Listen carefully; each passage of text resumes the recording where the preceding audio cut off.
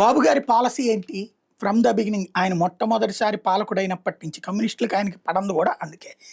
ఏంటయ్యా అంటే use and throw, ఖర్చు అనేటటువంటిది ఇప్పుడు పనుంది. ఆ పనికి తగ్గోని పెట్టుకో, ఆ టైంకి పని చేపించుకో, వదిలేసేయి. అంతేగాని పర్మనెంట్ ఉద్యోగం ఇచ్చి వాడికి జీతాలు పెంచుతా, డీఏలు పెంచుతా, టీఏలు పెంచుతా, ఆ పైన వాళ్ళకి పీఎఫ్, తర్వాత రిటైర్మెంట్ బెనిఫిట్స్, పెన్షన్లు ఇవన్నీ పెట్టుకుంటే ప్రభుత్వాల మీద భారం అయిపోతుందన్నటువంటి పెట్టుబడిదారీ దేశాల యొక్క ధోరణే అయింది.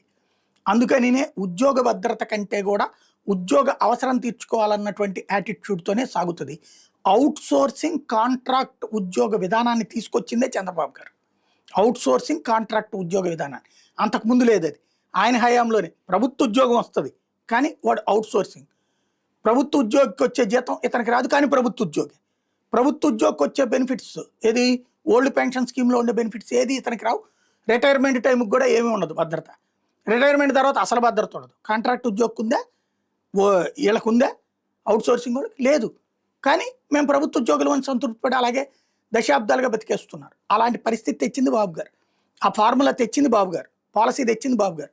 ఇప్పుడు హైకోర్టు ఏమంటదంటే శ్రీ వెంకటేశ్వర యూనివర్సిటీలో రిజిస్ట్రార్ ఇచ్చిన నోటిఫికేషన్ అమలుని నిలిపిచేసింది.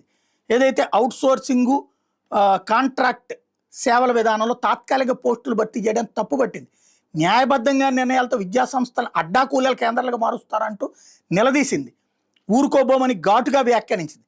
నిర్దిష్ట కాలానికి నామమాత్రపు గౌరవ వేతనం చెల్లిస్తూ యువతను దోచుకుంటున్నారు, తాత్కాలిక భర్తీలతో కాలం గడుపుతుంటే నిరుద్యోగుల పరిస్థితి ఏంటని నిలదీసింది. నాణ్యమైన విద్య పొందడం విద్యార్థుల హక్కు.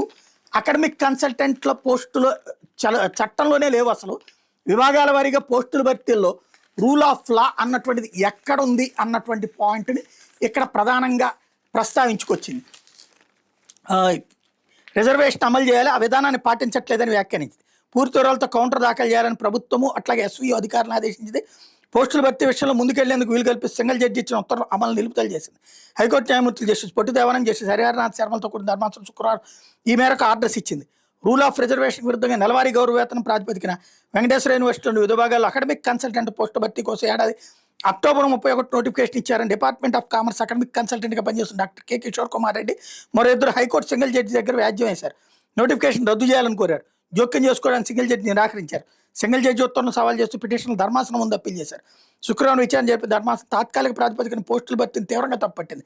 భర్తీ ప్రక్రియ మీద స్టే ఇవ్వద్దంటూ ఏజీ దమ్మాలపాటి శ్రీనివాస్ చేసిన అభ్యర్థిని తోసిపుచ్చింది. ఇక్కడ పాయింట్ ఏంటి అంటే ఇప్పుడు గెస్ట్ లెక్చరర్లు, గెస్ట్ టీచర్లు ఎన్నేళ్ల నుంచి పాపం వాళ్ళ బతుకులేంటి? వాళ్ళు వేరే ఉద్యోగానికి వెళ్ళలేరు, ఉన్న ఉద్యోగం చేయలేరు, కడుపు నింపుకోలేరు. మొన్న తీసి అవతల పడేశారు కదా. ఏంటంటే మన ప్రభుత్వం వస్తే అవతలవాళ్ళని తీసేసి మళ్ళీ మనవాళ్ళని పెట్టేసుకోవచ్చు. వాళ్ళకి ఎప్పటికీ ఉద్యోగ భద్రత ఉండదు. ఇది దౌర్భాగ్య పరిస్థితి.